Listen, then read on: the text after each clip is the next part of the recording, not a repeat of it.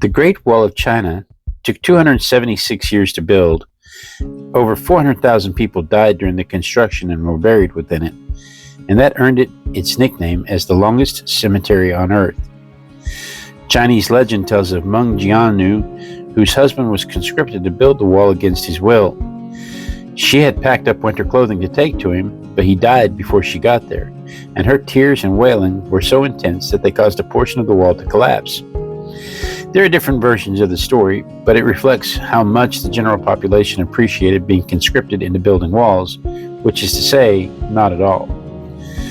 The wall started as scattered defensive structures built around 680 BC by the Chu state and other warring kingdoms defending their borders with packed earth and stone. Then in 221 BC, Emperor Qin Shi Huang decided to connect them all up to defend the whole country.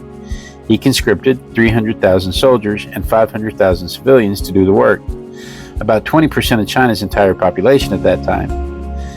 The Ming Dynasty came along in 1368 and said, you know what we should do? We should just go around the whole country with this.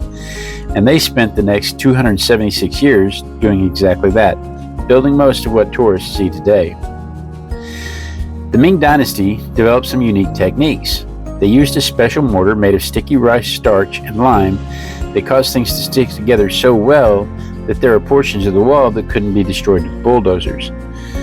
Scientists discovered that the sticky rice contains amylopectin, a chemical that creates smaller calcium carbonate crystals that bond more tightly.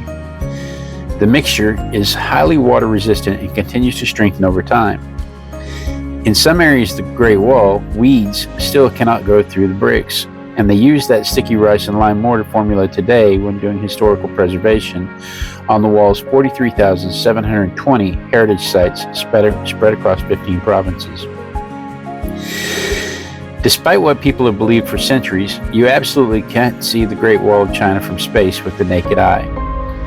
An Englishman saw the wall in 1754 and wrote a letter home saying he believed it could be seen from space, which is impressive considering nobody had been to space yet. People have talked about it ever since. The wall is only 20 feet wide on average, so seeing it from the moon would be like trying to see a human hair from 2/3 of a mile away. Even from the International Space Station at 250 miles up, it's nearly impossible to see without a telephoto lens.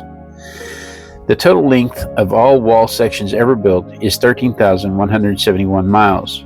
For reference, that's about 1.4 million Spinosauruses in length if you line them up end to end. The Chinese government has determined there are 43,720 heritage sites along the way that need to be preserved for historical value, which works out to more than 3 heritage sites per mile.